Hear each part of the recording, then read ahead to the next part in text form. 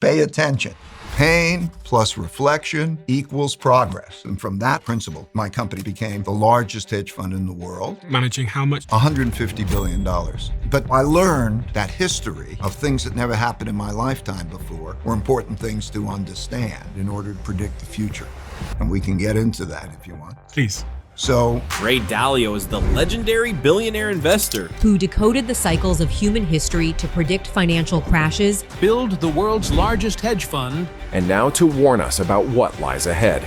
Are you optimistic about the future of the UK? no, What about the United States? no. Why? Okay. In order to bet on what's going to happen on the global economy, I learned that there's 5 big forces that create a big cycle that's repeated through history, which lasts about 80 years. The first is the money debt force that creates wealth and opportunities gaps. And it's connected to the second force, the internal conflict, where you don't trust the system, causing wars between the left and the right. And it's not easy answers like tax the rich, and we can get into that. But the third is geopolitical force. In other words, international conflict. Then there's acts of nature. And then number 5 is man's inventiveness, particularly of new technologies. Now, the question is, who wins the technology war? Because the winner of that determine how the new world order works. Is it something to be concerned about? No.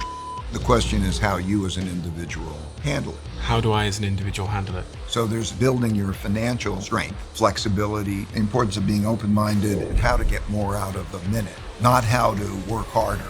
And I really urge your audience to learn all of this. So first of all, I see messages all the time in the comments section that some of you didn't realize you didn't subscribe. So if you could do me a favor and double check if you're a subscriber to this channel, that would be tremendously appreciated. It's the free thing that anybody that watches this show frequently can do to help us here, to keep everything going in this show in the trajectory it's on. So please do double check if you subscribed. And thank you so much, because in a strange way, you're part of our history and you're on this journey with us. And I appreciate you for that. So yeah, thank you.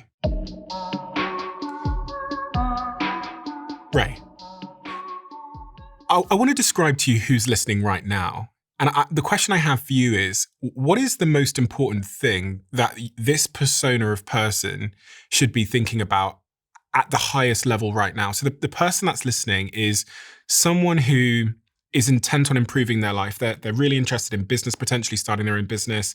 They care about where they're investing their time and energy, and also where they're setting up their home based on, in terms of geography.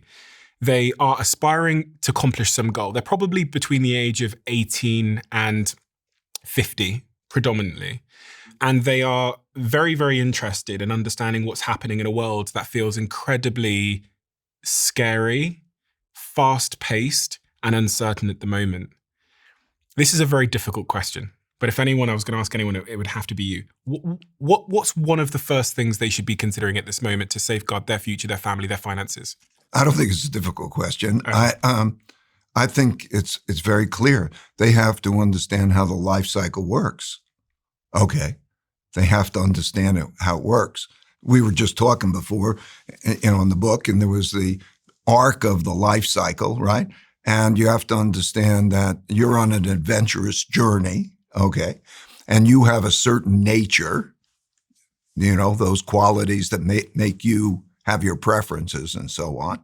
And then you're going after the things that you like, and you're learning, and it's going to have the ups and downs and so on, and how you approach that. So you asked from the higher level, if I'm looking down, like that life cycle, that arc, what's that journey like?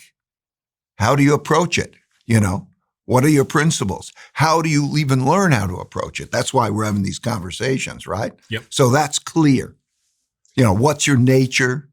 How's the journey? How do you find the path that's suitable to your nature? And then you'll go down that path and you'll discover and you'll evolve.